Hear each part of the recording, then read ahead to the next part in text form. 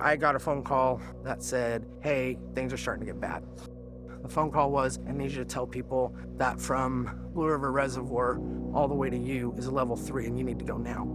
You could not hear sirens, you could not hear PAs, you could not hear anything because the wind was so strong that it was almost silent and it just drowned it all out.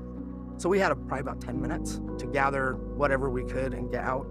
The fire had started to move over the hillside that's behind us. When we drove out of here, the road was on fire on both sides. We knew pretty quick, sadly, that everything was lost.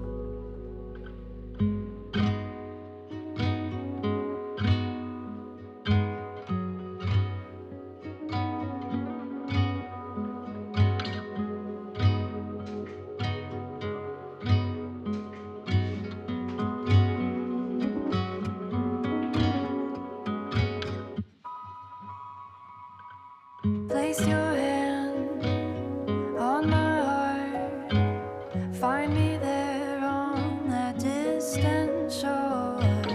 Memories all around. Constellations that we found. The McKenzie Community Land Trust was stood up after the Holiday Farm Fire in 2022. When we were seeing the significant increase in property values and the cost to rebuild and locals just losing the opportunity to live where they worked. And a group of community members stood up our nonprofit in helping to rebuild the community by utilizing the Community Land Trust model. We can buy land for the community benefit, and this is our first project behind me. This is the Rose Street neighborhood, our first 6 affordable homes just built for locals, and we look forward to people being able to purchase these homes soon.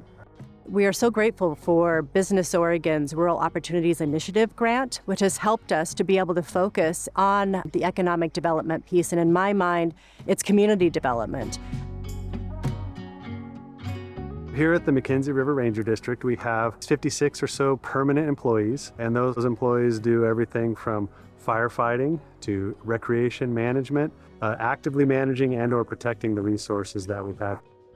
We lost the majority of the housing in our community, including 13 of our employees that lost their homes in the Holiday Farm Fire. So that's why I'm on the board for the McKenzie Community Land Trust, is to help provide affordable housing, not just for locals to return after the fire, but also for my employees that need a place to live, because it's really been hard for us to recruit and retain employees to do the important work of managing the national forest. I knew that we had to rebuild because the store's always been something that was a hub of the community. People called it the unofficial town hall because you could always come here to get, if you needed an answer to something, if you needed help with a question, if you just needed a space or a place, if you needed a hug, just like that regular old community stuff. We used to have a bench out front that it didn't matter who you were. If you just needed to come sit, you could come sit. If you wanted to talk to somebody, one of us would talk to you. Like I tell everybody, this community is part of my identity, and I didn't see another option. My wife and I and about 35 of our other residents in the area, this is where we harbored during the fire. We were trapped here. We couldn't go east or west. We were set here from 12:30 at night on the night of the fire until 3 o'clock in the afternoon when we could finally escape. This is one of our best assets that we have for the community. It's become much more than just a track.